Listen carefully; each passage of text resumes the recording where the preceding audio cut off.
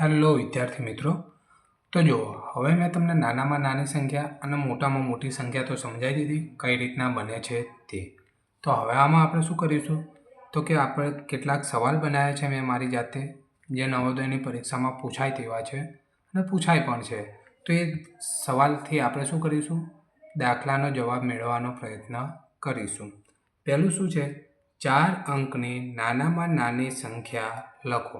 હવે નાનામાં નાની સંખ્યા લખવી હોય તો શું કરવાનું, પહેલાં લાઈન દોરી દેવાની, 1 2 3 4. શું કીધું છે, નાનામાં નાની, તો શું લખીશું, પહેલાં 1 લખી દઈશું અને પાછળ બધે 0. તો જવાબ શું આવ્યો, 1000 આવ્યો આપણને, બરાબર. પછી શું કીધું છે, 8 અંકની મોટામાં મોટી સંખ્યા લખો. તો શું કરવાનું, 8 લાઈન દોરી દઈએ, 1 2 3 4 5 6 7 8. અને મોટામાં મોટી કીધું તો શું લખીશું, બધે 9 9 9 9 9 9 9 અને 9. કેટલી વાર 9 લખવાના, 8 વાર. 1 2 3 4 5 6 7 અને 8. તમારે તો પરીક્ષામાં આ રીતનો ડાયરેક્ટ વિકલ્પ પર ટીક કરવાના હોય કે જેમાં ગણવાના કેટલા 9 છે, 1 2 3 4 5 6 7 અને 8, બરાબર. હવે જો ત્રીજો પ્રશ્ન શું કહે છે, તો કે ત્રીજા પ્રશ્નમાં એમ કહેવામાં આવે છે તો કે 2 અંકની મોટામાં મોટી સંખ્યા અને 4 અંકની નાનામાં નાની સંખ્યાનો સરવાળો કરો.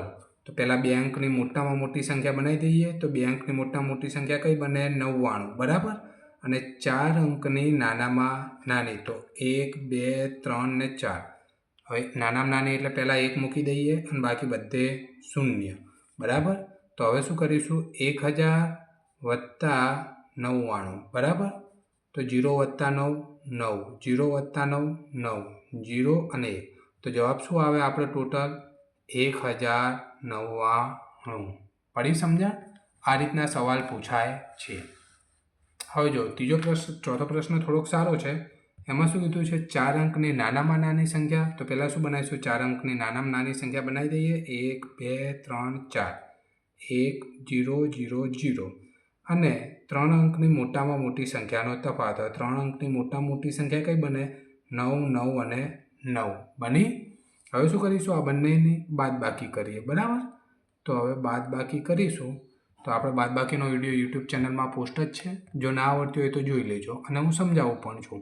જો 0માંથી 9 ના જઈ શકે એટલે શું થશે, અહીંયા દસકો આવશે, 10માંથી 10 વત્તા 0 એટલે 10 થાય, અને 10માંથી 9 જાય તો શું આવે, 1, બરાબર.